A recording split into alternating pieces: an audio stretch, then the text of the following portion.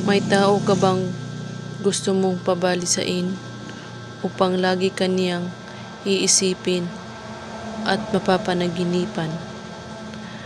At tinatawag ito na pambalisa sa pananawagan sa unan.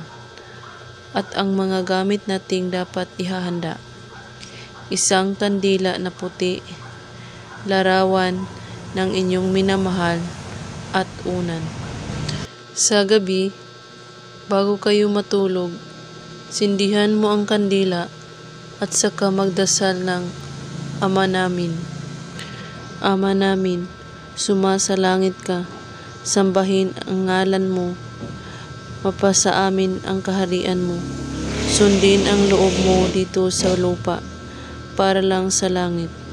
Bigyan mo kami ngayon ng aming kakain sa araw-araw, at patawarin mo kami sa aming mga sala, para nang mapapatawad namin sa mga nagkakasala sa amin.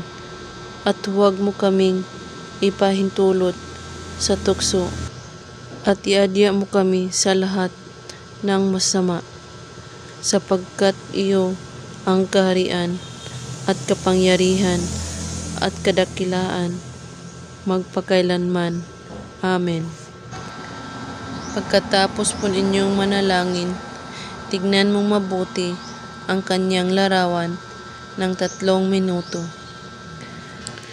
At saka ipasok mo ito sa ilalim ng iyong unan at hampasin mo ito ng 3 beses. At kada hampas sa unan ay babanggitin mo ang kanyang pangalan. Pag natapos mo na ang 3 hampas sa unan, ay banggitin mo ito: hanapin mo ako kahit saan ka man naroroon. Bumalik ka sa akin at hindi ka makatulog sa araw at gabi na hindi ako ang laman ng puso at isipan mo. At pwede mo itong ulit-ulitin kada gabi.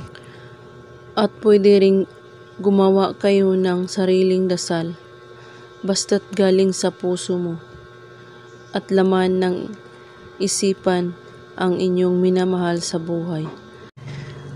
Habang ginagawa ang ritual, matulog ng nakasindi ang kandila at hayaan po ninyo itong matutunaw at maubos. Ulit-ulitin mo ang ritual na ito gabi-gabi hanggat sa makita ang epekto nito. At napakasimple lamang gawin ang ritual na ito. At kung may katanungan po kayo, ay magko-comment lang po sa ibaba.